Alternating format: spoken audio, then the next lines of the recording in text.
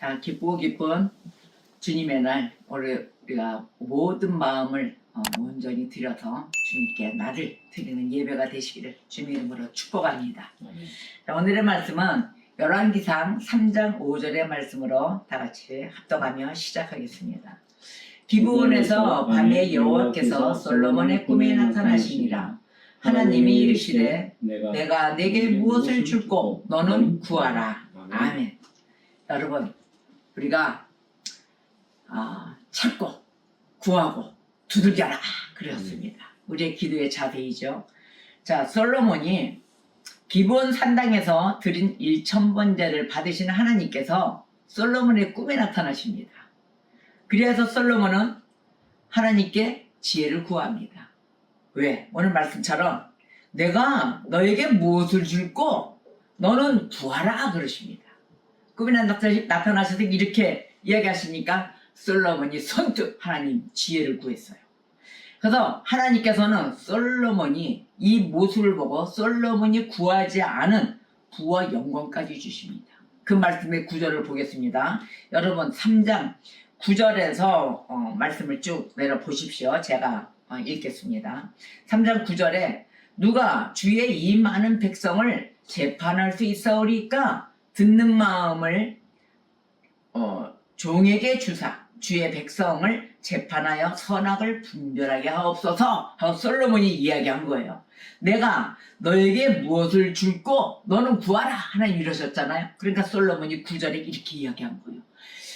하나님, 이 많은 백성을 재판하려면은 이거 어떻게 판단을 해야 좋을지 저는 모르겠습니다. 그러니 그 들을 수 있는 귀, 그 마음 종에게 주십시오. 너무 멋지지 않습니까? 그리하여 하나님이 주신 이 백성을 정확하게 정의롭고 공의롭게 재판하여서 선악을 분별하려 합니다. 그 분별력을 주시옵소서. 자, 우리가 이 말씀을 새겨드려야 됩니다. 하나님이 주신 이 백성과 이 나라를 구별해야 되고 일해야 되는 자에게 가장 필요한 말씀입니다. 여러분 무엇을 구하시겠습니까? 바로 이것입니다. 그러자 11절에 하나님이 대답을 해주십니다. 하나님이 그에게 이르시되 너가 이것을 구하는구나. 너를 위하여 장수하기를 구하지도 아니하고 부도 구하지도 아니하고 자기 원수의 생명을 멸하기도 구하지도 아니하고 오직 이 송사를 듣고 분별하는 지혜를 구하는구나. 하나님이 탐복을 합니다. 내 주머니 나 돈 얼마 주세요. 나 지금 요만큼 갖고 살고 싶어요. 이게 아니고 이야 대의를 위해서 구하는 솔로몬에게 하나님이 탐복하십니다. 그러자 지혜 안 주셨을까요? 주셨어요. 하나님의 지혜를 너의 말대로 하여 너에게 지혜롭고 총명한 마음을 준다 하고 그냥 잔뜩 기름 부음의 역사가 일어났습니다. 그리고 너의 앞에도 너와 같은 자가 없었거니와 너의 뒤에도 너와 같은 자가 없으리라. 전무후무하다나 이런 복을 내려주신다. 어느 누구도 이 복을 안 주겠다는 것이죠. 오직 솔로몬 너 하나다. 그리고 또 하나 더 부상이 있다 그럽니다. 더한 보너스 뭐냐? 부귀와 영광. 다 부귀와 영광. 너의 평생의 왕들 중에 너와 같은 자가 없을 정도로 다 갖춰 주셨습니다. 바로 이것입니다. 대의를 구하는 자, 오직 내 목숨 한낱 있다가 없어질 그 그림자 같은 그 인생의 목숨을 걸지 않고 어떻게 하셨어요? 하나님의 뜻에 따르는 그러한 종이 되었다는 것입니다. 여러분, 우리가 일할 때 이렇게 시작을 하고 초심을 잃지 않고 우리가 시작을 합니다. 그런데 어떻게 돼요? 조금 초심이 변질돼 가면서 있지 않습니까?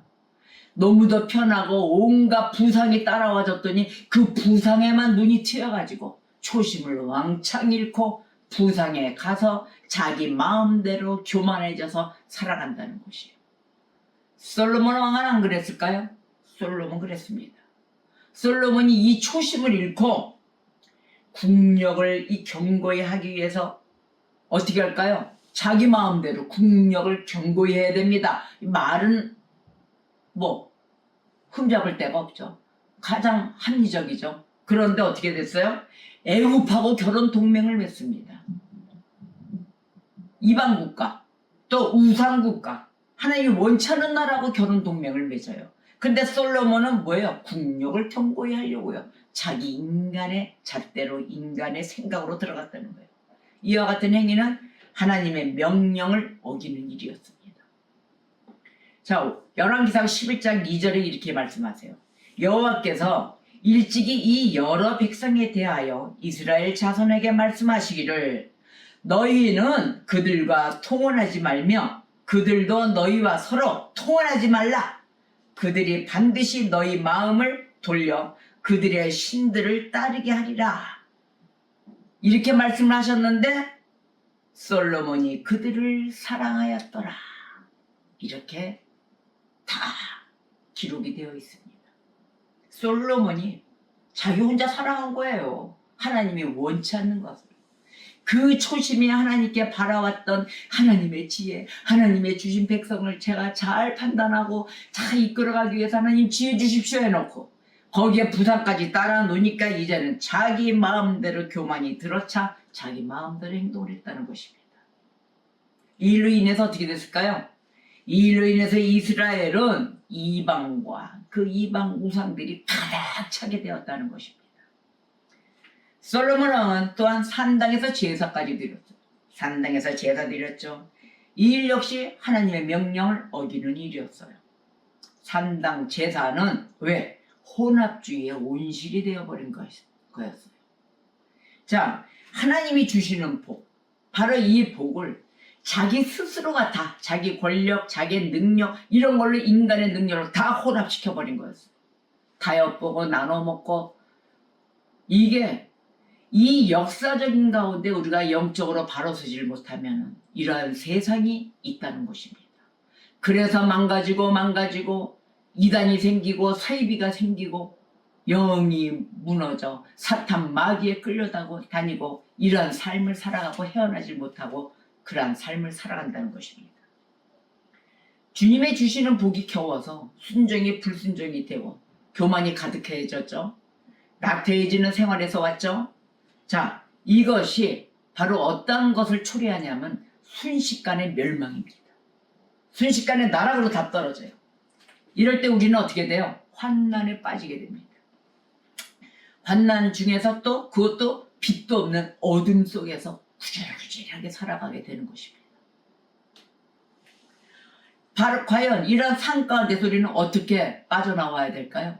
어떻게 살아나와야 될까요? 바로 이 방법을 우리는 모색해야 되겠죠?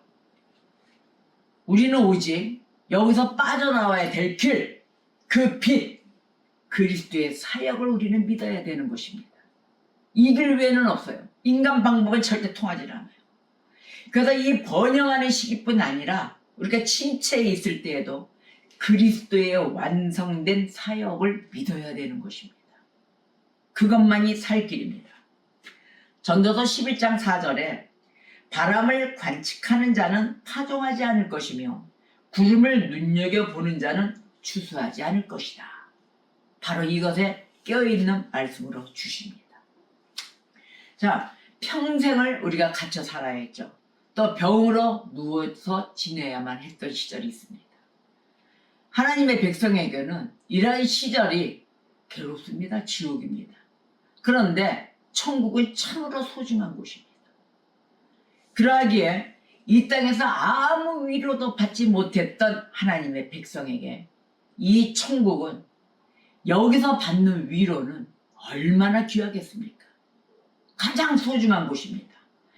우리가 하나님과 단 1시간, 아니 단 10분만 보내보십시오. 얼마나 행복한 시간일까. 이 모든 고통을 다 잊어버리게 될 것입니다. 이 하나님의 위로가 이렇게 큰 곳이에요. 근데 이 땅에서 겪었던 그 어려움, 서러움, 비할 바가 되겠습니까? 싹 다 보상받는 것, 바로 그것이 하나님의 품안입니다. 주님은 과거에도 우리를 도와주셨어요. 현재도 도와주십니다. 미래도 도와주실 것입니다. 항상 도와주십니다. 그래서 저와 여러분이 주님의 말씀을 믿고 따르기만 한다면 이 복을 다 누리게 될 것입니다.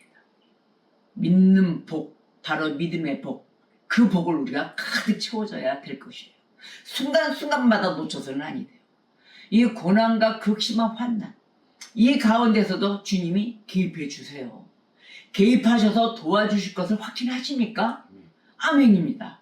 그렇다면은 주님께서는 우리가 환난 가운데 있을 때 건져내어 주십니다. 바로 이러한 약속을 받아야 돼요. 우리는요. 받으셨습니까? 아멘입니다. 아무리 상황이 어렵더라도 이것을 믿고 의심하지 마십시오. 의심하지 않는다면 하나님의 약속 아래 우리는 끝까지 지켜나가며 우리는 샬롬의 은혜로 살아가게 될 것입니다. 자, 우리가 믿는 자들에 있어서 박해도 따라와요. 믿는 자들에게는 평강만 있는 게 아니겠죠. 근데 바로 이 박해 시절, 우리는 어쩌면 가장 행복한 시절일 수도 있어요. 왜? 하나님이 개입하신다 그랬잖아요. 바로 이러한 어두운 시절을 보낼 때 하나님께서는 시절에 빛이 되어 주십니다. 고난 없었겠습니까? 많았습니다. 그때마다 참 시절에 빛이 되어 주셔서 그때마다 구제해 주시고 하시는데 참으로 저는 그 행복 가운데 살아왔어요. 교회에 어려움이 생겨도 어떻게 그 어려운 그 유리밭을 다 걸어왔는지, 다 쪼개진 유리밭을 걸으면서도 피 한 방울 나지 않게 해주셨습니다. 그래서 지금의 이 시간까지 왔습니다. 잔혹하게 핍박을 당할 때도 있었어요. 그런데도 이 젖는 자의 그림자 아래서 우리는 안식을 취할 수가 있었다는 것입니다. 때로는 하나님의 놀라운 사랑, 그 사랑을 체험하기 위해서 이 고난이 유익할 때가 있어요.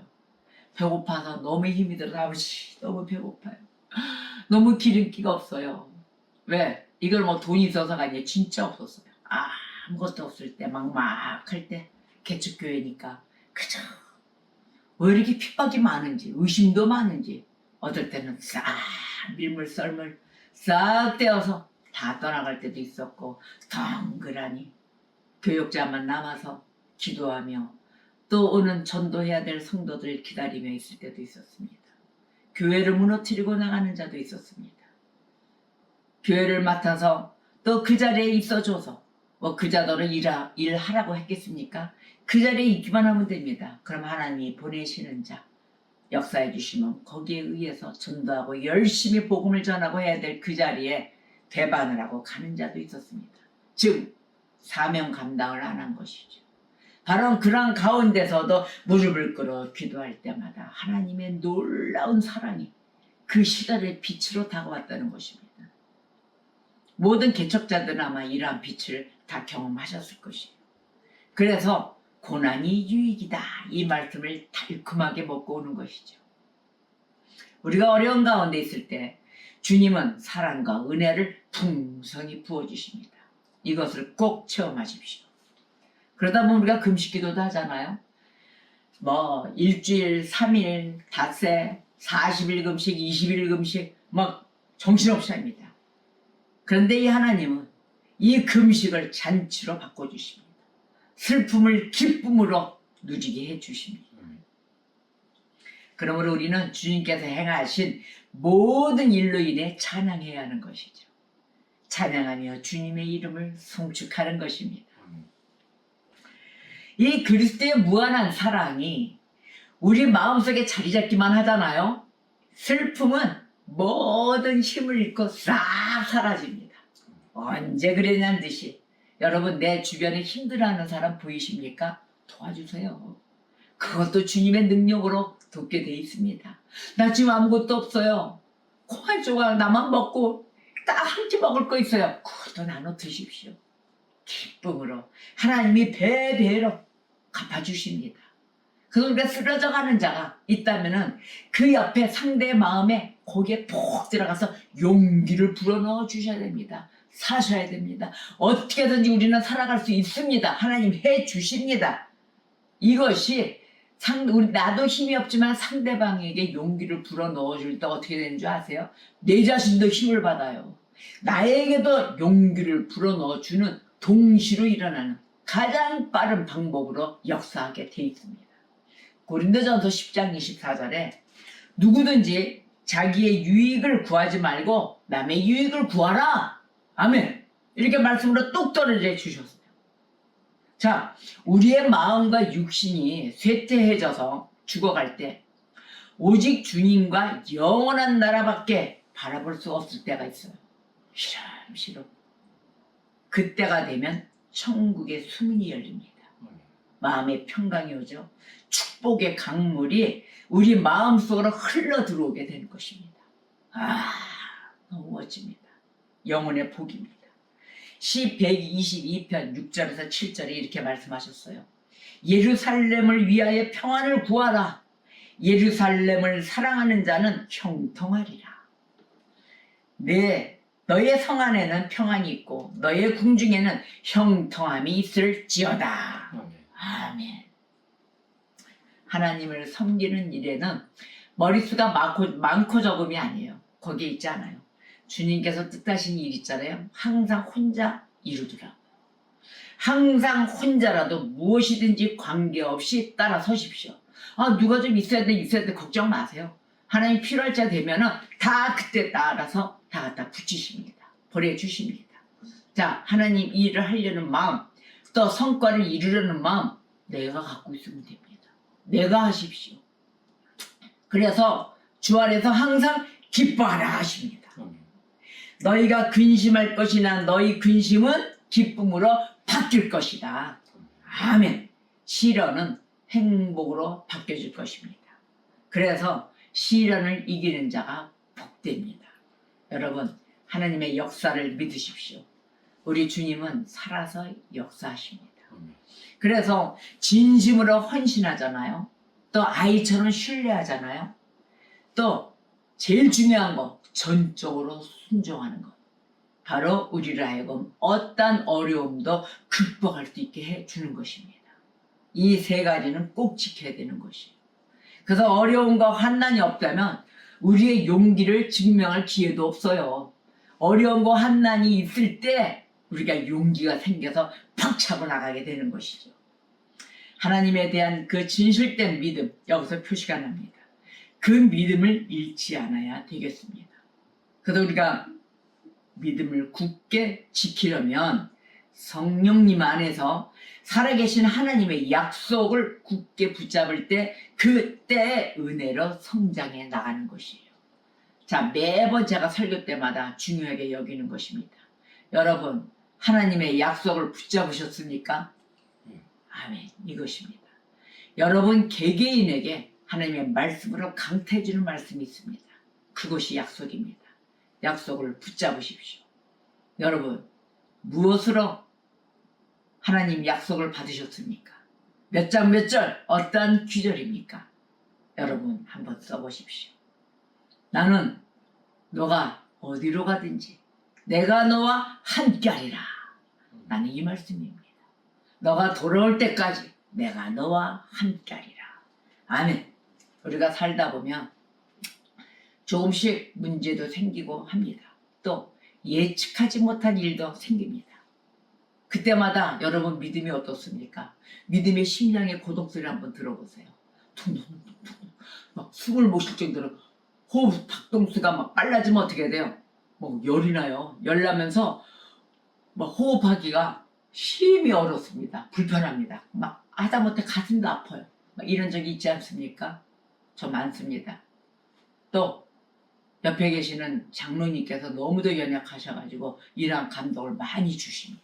그러면 덩달아 배가 돼서 같이 숨이 막혀와요. 이럴 때 많아요. 이럴 때 우리가 믿음이 참 좋다라고 평가할 수 있겠어요? 믿음이 없어서 그래요. 하나님의 약속을 붙잡고 믿음이 있다면서도 우리가 그 믿음을 붙잡지 못하기 때문에 순간 그런 일이 막 벌어지는 거죠. 왜? 인간은 연약하기 때문입니다. 우리의 믿음도 없지요. 아무리 은혜로 간데도 인간이 무섭죠. 그 인간의 무서운 사람, 보기 싫은 사람, 대면하고 싶지 않은 사람, 그러니까 육이 강한 거예요. 그만큼. 그러니까 말빨도 안 되고 부닥치기 싫으니까 심장부터 뛰는 거예요. 하나님 도와주세요. 그만 기도해. 하나님 제발 내 눈앞에 나타나지 않게 해주시고 아버지 안 보게 해주세요. 막 이렇게 기도하잖아요. 근데 하나님은 능력 주시는 자 안에서 능치 못함이 없으리라 하신 하나님이십니다. 하나님은 피하고 도망가게 만들어주시는 하나님이 아니시라 부닥쳐서 해결할 수 있는 능력을 주시는 분이십니다. 우리가 앞으로 구해야 될 때는 어떻게 할까요? 하나님 능력 주세요. 이길 수 있도록 능력 주세요. 잘 처리할 수 있도록 지혜 주세요. 지혜가 능력입니다. 하나님 원수도 사랑하라고 하셨잖아요. 사랑할 수 있는 능력 주세요. 이것이 능력입니다. 하나님의 사랑, 하나님의 지혜, 하나님의 모든 배려, 이걸 우리가 다 받아야 될 것입니다. 성령의 열매 맺게 해주십시오, 아버지. 이런 능력을 받는 자가 되어야 될 것입니다. 여러분, 도망가지 마십시다. 하나님의 성령의 열매, 바로 이것도 하나님의 약속입니다. 이거를 붙들고 진보적으로 나가고 우리가 언제든지 주의 말씀 아래에 무릎 꿇어 따라 순종하며 승리하는 자가 되시기를 주님의 이름으로 축복합니다. 그래서 그리스도의 죽음이 있지 않겠습니까? 그리스도의 죽음은 하나님의 뜻에 따라 예정된 일이었습니다. 그럼에도 이것은 어떻게 된 일일까요? 경건치 못한 자들이 저지른 잔혹한 살인행위였다는 이 사실, 이것은 변하지 않습니다. 인간들이 다 죽였어요. 유대인들이 주님을 십자가에 달지 않았겠습니까? 이 사실은 변하지 않습니다. 우리는 하나님의 전능하심과 섭리를 믿어야 하겠지만 그렇다고 해서 이것을 핑계로 인간의 책임을 부정해서는 안 되는 것입니다. 책임져야 되겠죠? 그래서 우리만 주님의 손 안에 있는 것이 아니에요. 우리를 둘러싼 모든 것, 또 주님 손 안에 다 있습니다. 모든 것이 다 주님의 것입니다. 우리의 주변에 일어나는 모든 일, 다 하나님의 계획에 따라 진행되고 있는 것입니다. 여러분, 하나님이 만드신 이 세계, 모든 세계, 이 속에 살고 있는 저희들은 피조물에 불과합니다. 피조물의 자리를 벗어나서는 아니 되고 하나님의 자리에 올라가는 그런 월권 행사를 해서는 아니 되겠습니다. 그래서 우리는 하나님의 손바닥 위에서 살고 있는 자들이에요. 우리의 삶은 전적으로 하나님의 그 처분에 달려있다는 것을 우리가 잊어서는 아니 되며 우리의 환경, 이 세세한 부분까지 하나님께서 다 계획을 두셨다는 것을 우리가 알아야 되겠습니다. 매번 우리의 시간은 주님의 손 안에 있습니다. 그래서 우리의 모든 약함이 있잖아요. 이것이 무엇이든 상관없이 하나님께서 하나님의 은혜로 보여주실 것입니다. 어떠한 어려운 가운데 있으십니까? 여러분, 하나님께 도움을 구하십시오. 하나님이 절대적으로 도와주십니다. 그래서 우리가 구해야 될 것, 소망을 가지고 구하십시오. 우리의 소망, 저 천상에 두고 하나님께서 모든 일을 하시며 이 세계는 모든 하나님의 손 안에 있어 우리가 그 하나님의 계획 아래 움직인다는 것을 잊지 마시고 우리의 영혼 지극히 높으신 분께 축복의 그 손길을 받을 그것에 의하여 손길을 내밀어 보십시오. 하나님께 구하십시오. 간구하셔야 됩니다. 분명코 하나님의 약속으로 역사해 주십니다. 우리의 말씀과 함께 우리가 하나님의 역사를 바라고 소망과 함께 구하기를 바랐고 오늘의 말씀처럼 하나님이 이르시되 내가 너에게 무엇을 줄고 물으셨습니다. 너는 구하라. 여러분, 구하십시오. 하나님의 지혜를 구하십시오. 이 나라, 하나님이 세워주신 이 나라, 또 이 백성, 우리의 주변에 있는 지인들, 또 우리의 가족들 모두가 주님의 것입니다. 찾고자 하는 곳에 하나님의 뜻이 있기에 하나님 말씀에 따라 선교하시고 도와주십시오. 미워하지 마십시다. 모두가 사랑하는 또 이달을 시작하면서 우리가 기쁜 날 되시기를 주님의 이름으로 축복합니다. 기도하시겠습니다.